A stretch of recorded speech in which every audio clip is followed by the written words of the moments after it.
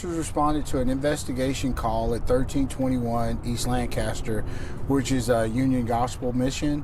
Once officers arrived, it was reports that there was a male there wanted for capital murder, and due to the security guard calling the call in, we're able to respond to the call and apprehend this gentleman, to bring him in to be spoken with detectives, and hopefully be brought to a judge for what appears to be a crime that he committed. Okay, and can you kind of explain, how were you all aware of this man? Because, I mean, it seems like this blue alert came from Hall County Sheriff. Okay. Yeah, I mean, we got a blue alert. Again, that goes out to different law enforcement. And then, luckily, the Union Gospel Mission security guard was able to get this, and he identified this man upon check-in. He wanted to be sure there was someone that fit the description, but as the gentleman came into Union Gospel Mission, he had shaved a beard that he had. And so, again, he called Forward PD. It's a joint effort with our officers, with the partnership that we have there. We're just able to get him, and again, it's a collective effort with our community helping us, and that's how we're able to do our jobs.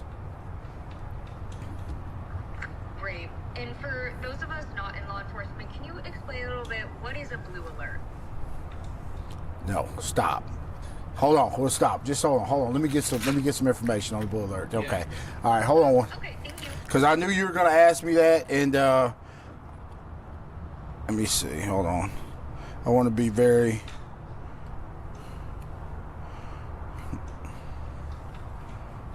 Yeah.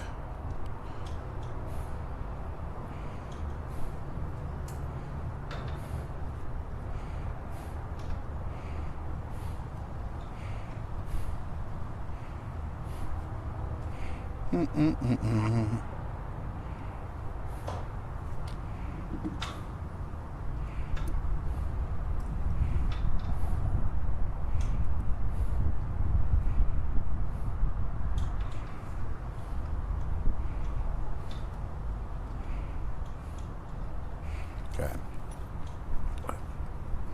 You want to go ahead? Okay, a blue alert was issued by the Texas Department of Public Safety when a law enforcement officer is involved in something, and it goes out to our different law enforcement partners around the state of Texas, and we share information. Again, this is a joint effort due to sharing information and how we were able to bring this guy in. We have to work in partnership and in concert with our other partners.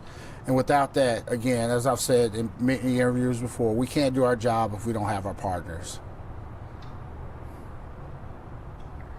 Yeah, and for you all to finally, give this closure, I know it happened in a different state, but, to be able, again, just to be a small part of this, be able to give that department closure and to hold someone accountable for hurting this officer, for you all, what does that mean to you that you're able to help them out and help out your brothers and sisters in blue?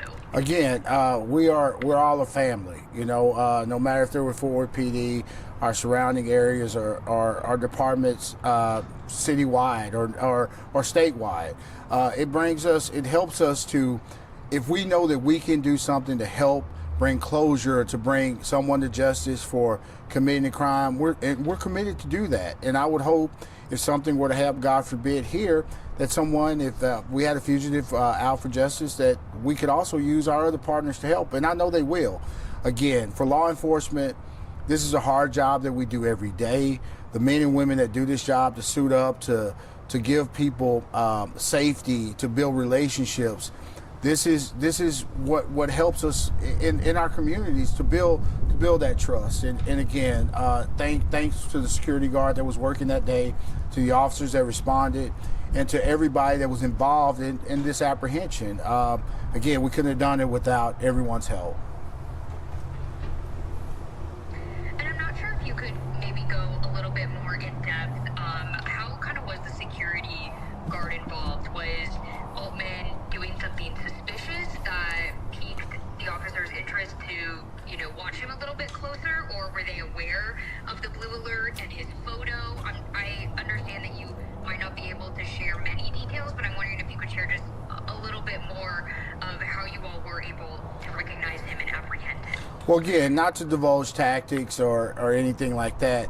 This gentleman noticed a photo of the gentleman, and then when people go into any of the shelters, that usually they have to check in, give a name, so that therefore people will know who's actually staying there, right? And by that, he was able to say, "Oh, this gentleman may be wanted for a crime in another city." So that's how we were able to apprehend him, and with a little bit more advanced help. But again, this is a joint effort, and we appreciate everybody. We appreciate the gentleman for doing this Union Gospel mission. And the one other thing we appreciate is it brings closure to the family, to the department. It also helps that we were able to get him without any incident. Officers apprehended him, pulled him out of Union Gospel mission, and he was taken to Tarrant County Jail soon thereafter. Okay, so now is kind of the next process, extradite him back to Hall County. Yes, that's going to be the next. That'll be the next step. Again, I'm not sure yet if our fugitive unit will be taking him or if they will come to pick him up. But again, we're going to still work in concert with our partners to do whatever we need to do to get him back to where he needs to serve the penalty for what he did. Okay, I can't really think of any other questions off the top of my head. I'm kind of catching up on the story here, making sure I ask everything.